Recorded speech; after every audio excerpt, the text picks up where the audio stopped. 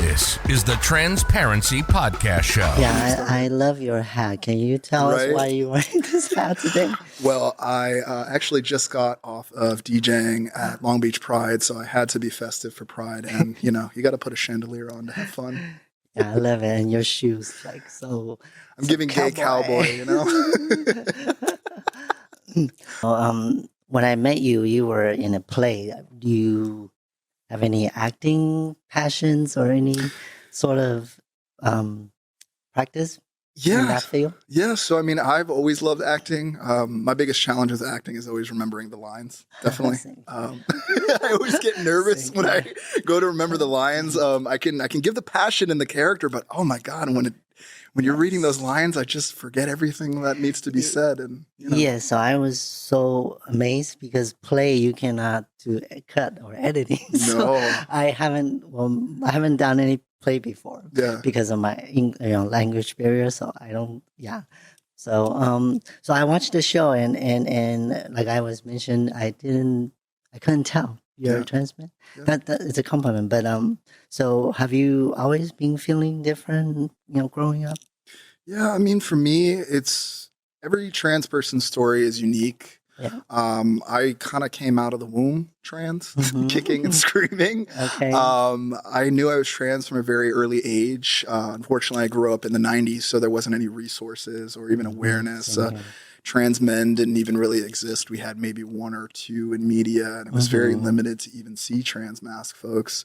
So, I've grown through that experience and been really intentional about being visible as a trans man because we got to show up and show our story and really tell about what we're going through so we can create these resources. Right. Yeah.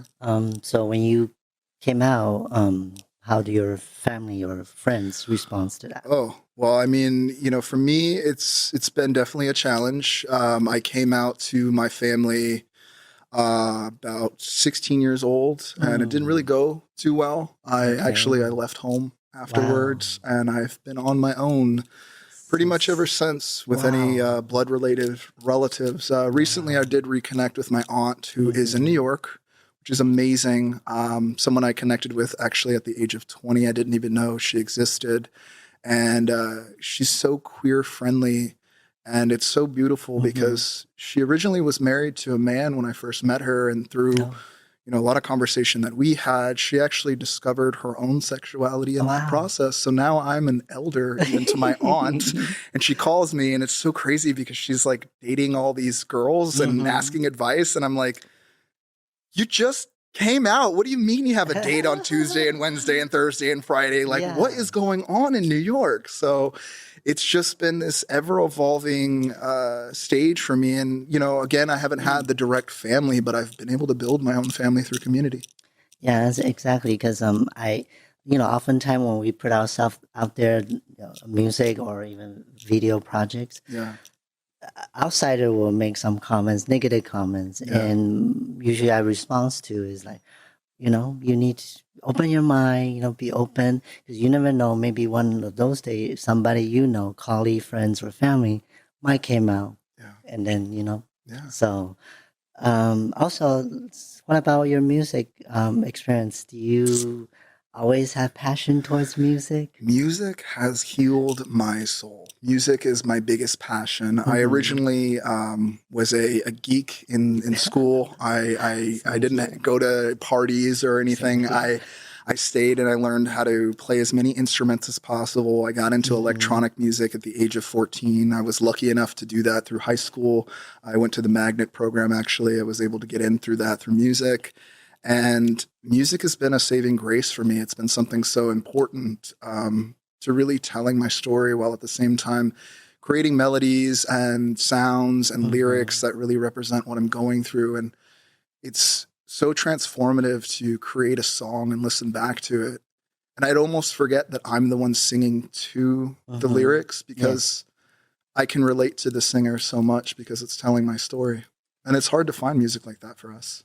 Yeah, because LGBTQ love stories. I invite Shane to write a song for us.